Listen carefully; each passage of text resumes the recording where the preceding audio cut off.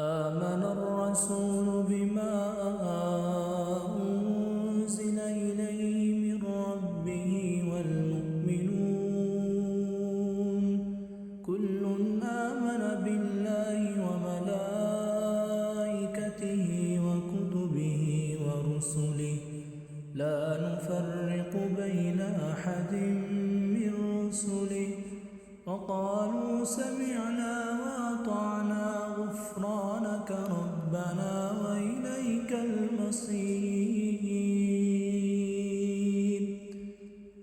لا يكلف الله نفسا إلا وسعها لها ما كسبت وعليها ما اكتسبت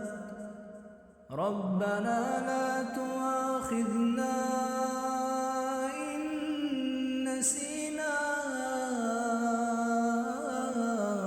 أو أخطأنا ربنا ولا تحمل علينا إصرا كما حملته على الذين من قبلنا ربنا ولا تحملنا ما لا طاقة لنا به واعف عنا واغفر لنا وارحمنا أنت مولانا واعف عنا واغفر لنا وارحمنا أنت مولانا فانصرنا